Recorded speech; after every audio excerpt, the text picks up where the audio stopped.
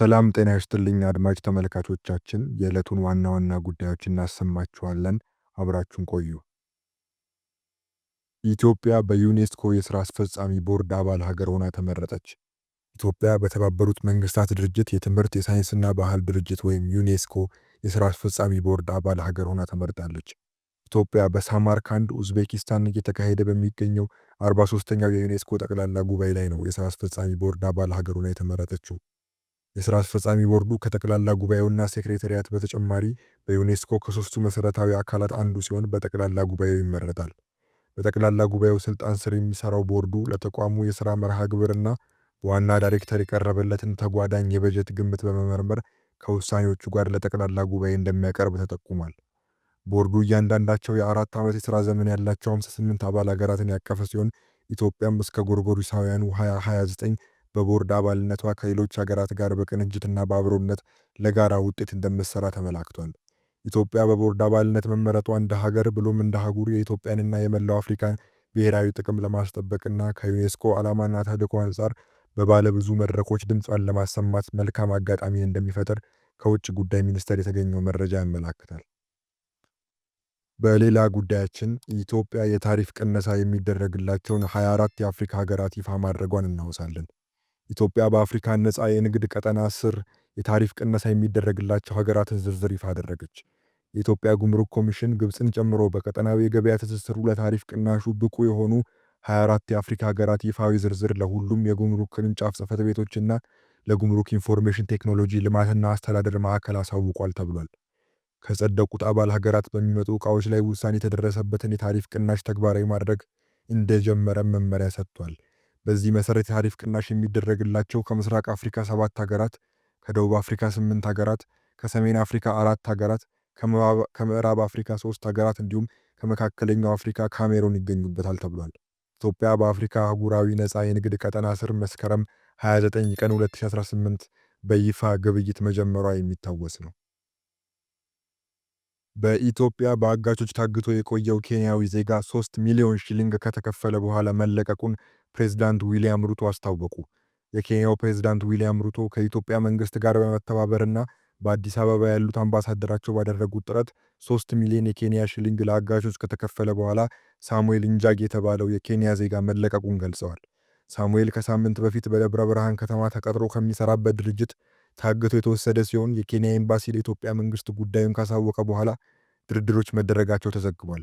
ዊሊያም ሩቶ 3 ሚሊዮን የኬንያ ሺሊንግ በአጋቾች መጠየቁን ገልጸው ሳሙኤል እንጃጊ ይሰራበት የነበረው ድርጅት ክፍያውን መክፈሉን ገልጸዋል። ሳሙኤል ከተለቀቀ በኋላ አዲስ አበባ በሚገኘው የኬንያ ኤምባሲ መቆየቱንና ወደ ኬንያ ሄዶ ከቤተሰቦቹ ጋር መቀላቀሉ ሲነገር፣ ዊሊያም ሩቶ ዜጎች የሚሰሩባቸው የውጭ ሀገር ድርጅቶች እንደ ሳሙኤል ሁሉ ከታወቀ መንግስት አስፈላጊውን ድጋፍ ያደርጋል ብለዋል። ፕሮፌሰር ላጲሶ ጌዴሌቦ ከዚህ ዓለም በሞት ተለዩ። የታሪክ ተመራማሪው ፕሮፌሰር ላጲሶ ጌዴሌቦ ከዚህ ዓለም በሞት ተለይተዋል። ፕሮፌሰር ላጲሶ ጌዴሌቦ ባደረባቸው ህመም ሕክምናቸውን ሲከታተሉ ቆይተው በ87 ዓመታቸው ከዚህ ዓለም በሞት መለየታቸውን ቤተሰቦቻቸው ለፋና ዲጂታል ተናግረዋል። ፕሮፌሰር ላጲሶ ጌዴሌቦ በኢትዮጵያ እንዲሁም በአፍሪካ የታሪክ ጥናትና ምርምር በማካሄድ የተለያዩ የታሪክ መጽሐፍትን ለአንባቢያን አበርክተዋል። የኢትዮጵያውያንን የጋራ እሴት፣ ባህልና ቋንቋ በማውሳት የህዝቦች ታሪክ ጎልቶ እንዲታወቅ ከፍተኛ አስተዋጽኦ ማበረከታቸውም ተመላክቷል። የፕሮፌሰር ላጲሶ ጌዴሌቦ የአስክሬን ሽኝትና ቀብር ስነ ስርዓት የፊታችን ማክሰኞ ህዳር 2 ቀን 2018 ዓ.ም እንደሚከናወን ተጠቁሟል። በሐዋሳ የሲኖትራክ አደጋ የብዙዎችን ህይወት ቀጠፈ። በሐዋሳ ከተማ አስተዳደር ቱላ ክፍለ ከተማ ፊንጫዋ ቀበሌ ውስጥ ትልቅ የትራፊክ አደጋ መከሰቱን የደረሰን መረጃ ያመላክታል። አደጋው የደረሰው መንገድ ስቶ በገባ አንድ ሲኖትራክ መኪና ሲሆን መኪናውን በአካባቢው በአምልኮ ፕሮግራም ላይ በነበሩ ሰዎች ላይ መግባቱ ተገልጿል። በመረጃው መሰረት አደጋው የብዙ ሰዎች ህይወት እንዲያልፍና የከፋ የአካል ጉዳት እንዲደርስ ምክንያት ሆኗል።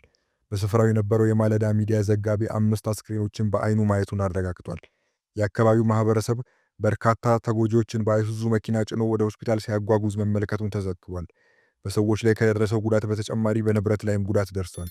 የፊንጫዋ ቀበሌ ነዋሪዎች መንግስት ለተጎጂ ቤተሰቦችና ለቆሰሉት ወገኖች ፈጣንና አስፈላጊውን ድጋፍ እንዲያደርግ አጥብቀው ጠይቀዋል። ዘገባው የማለዳ ሚዲያ ነው። የሱዳኑ ፈጥኖ ደራሽ ልዩ ኃይል በግብፅ አየር ማረፊያዎችና ስትራቴጂካዊ ሰፈሮች ላይ ጥቃት ለመሰንዘር በመዛቱ የተደናገጠችው ግብፅ ለተባበሩት አረብ ኤሚሬቶች ስሞታ ማሰማቷ ተነግሯል። የፈጥኖ ደራሽ ኃይሉ አዛዥ መሐመድ ሐምዳን ዳጋሎ በቅርብ ሳምንታት በግብፅ አየር ማረፊያዎችና ስትራቴጂካዊ ሰፈሮች ላይ ጥቃት ለመፈጸም የሚሰነዝረው ዛቻ እየጨመረ መምጣቱ ግብፅን አስደንግጧል። በተለይም የኤልፋሽር ግዛት በፈጥኖ ደራሽ ኃይሉ እጅ እንደወደቀ ግብፅ የተባበሩት አረብ ኤሚሬቶችን ፈጥና ማነጋገሯን የአፍሪካ ኢንሳይደር መረጃ ይጠቁማል። ግብፅና ዩኤኢ በሱዳን እርስ በርስ ጦርነት ሐምዳን ዳጋሎና ጄኔራል አልቡርሃንን ደግፈው በተለያየ ጎራ የተሰለፉ ሀገራት ቢሆኑም የኤሚሬቶችን ደጅ መጥናቷ ተመላክቷል። በቅርቡ የአየር መከላከያ ስርዓቶችና ከፍተኛ የቴክኖሎጂ ድሮኖች ከዩኤኢ የቀረበለት ፈጥኖ ደራሽ ኃይሉ የሀገሪቱን ጦር ከወሳኝ ይዞታው ማስለቀቅ መቻሉ በግብፅ ወገን ስጋት ፈጥሯል።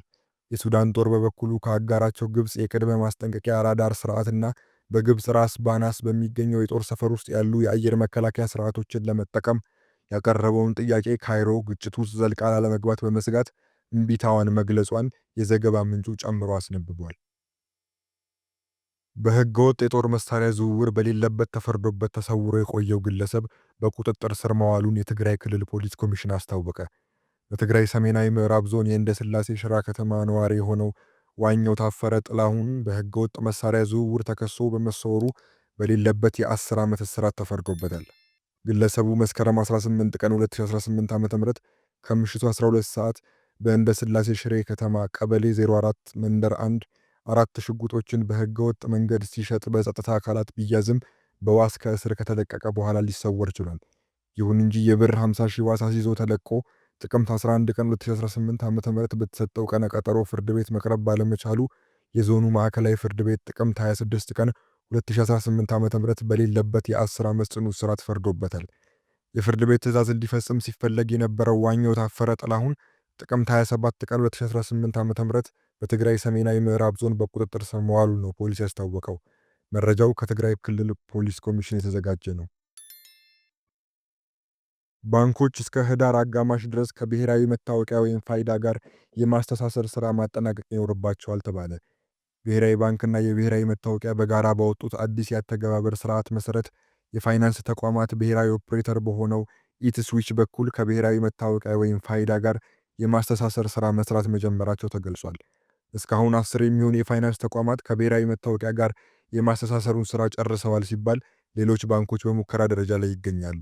የተቋሙ ዋና ሥራ አስፈጻሚ ይለበስ አዲስ ለቲክቫ ኢትዮጵያ እንደገለጹት ይህ አሰራር ባንኮች አገልግሎታቸው ቀልጣፋ እንዲሆንና ማዕከላዊ የመረጃ አያያዝ እንዲኖር ያስችላል ሲሉ ገልጸዋል። አክለውም ትስስሩ ባንኮች ከደንበኞቻቸው ጋር ያላቸውን አገልግሎት ያሳልጥላቸዋል፣ ወጪንም ይቆጥብላቸዋል ነው ያሉት። የኢትስዊች ቺፍ ፖርትፎሊዮ ኦፊሰር ወይም ሲፒኦ አቤኔዘር ወንደሰን በበኩላቸው ከዚህ በፊት ደንበኞች አካውንት ሲያወጡ ባንኮች የደንበኛውን መታወቂያ ለማረጋገጥ 200 ብር በአንድ ሰው ክፍያ እንደሚጠበቅባቸው ለቲክቫ ኢትዮጵያ ገልጸዋል።